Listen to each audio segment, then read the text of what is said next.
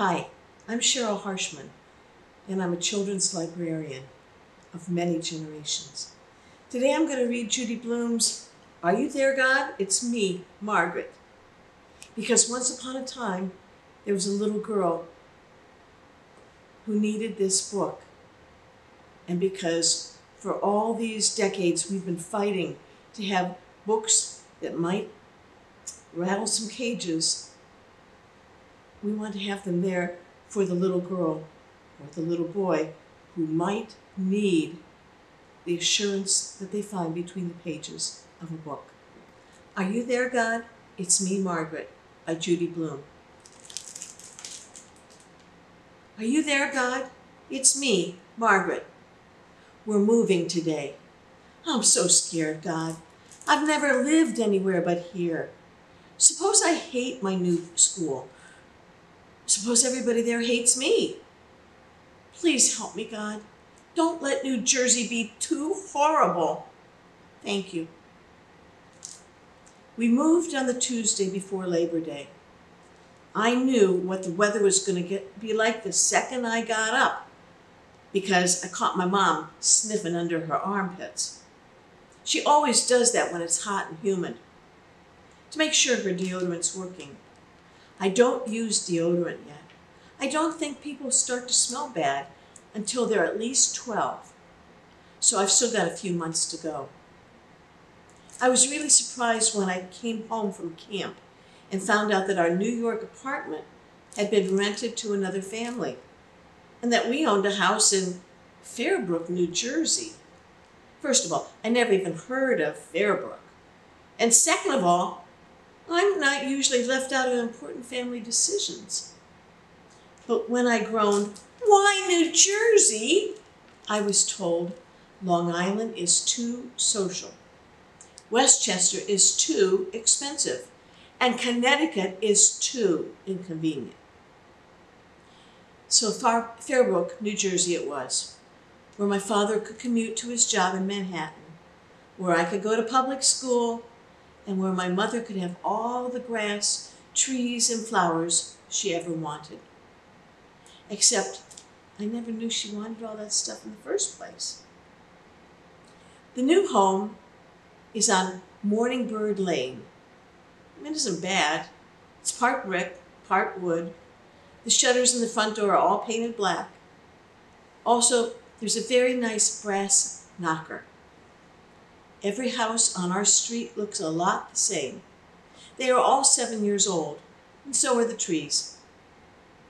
I think we left the city because of my grandmother, Sylvia Simon. I can't figure out any other reason for the move, especially since my mother says Grandma is too much of an influence on me. It's no big secret in our family that Grandma sends me to summer camp in New Hampshire, and that she enjoys paying for my private school tuition, which she won't be able to do anymore because now I'll be going to public school.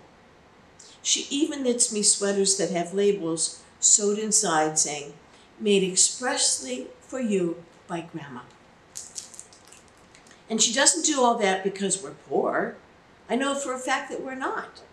I mean, we aren't rich, but we certainly have enough, especially since I'm an only child. That cuts way down on food and clothes. I know this family that has 7 kids, and every time they go to the shoe store, it costs a bundle. My mother and father didn't plan for me to be an only child, but that's the way it worked out. Which is fine with me because this way I don't have anybody around to fight. Anyhow, I figured this house in New Jersey business is my parents' way of getting me away from Grandma. She doesn't have a car, she hates buses, and she thinks all trains are dirty. So unless Grandma plans to walk, which is unlikely, I won't be seeing much of her. Now some kids might think, who cares about seeing Grandma? But Sylvia Simon is a lot of fun, considering her age, which I happen to know is now 60. The only problem is she's always asking me if I have boyfriends and if they're Jewish.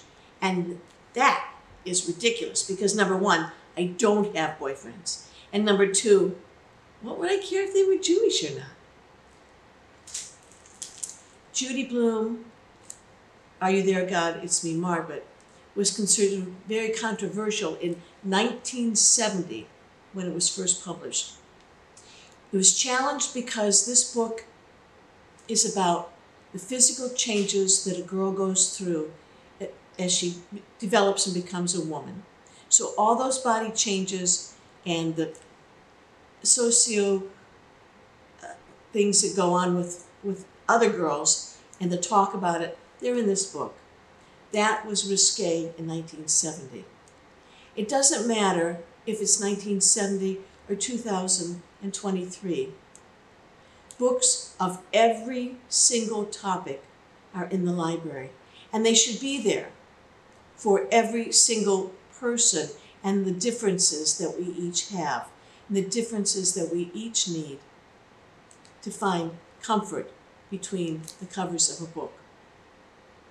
Thanks for listening. Keep reading. Ban books.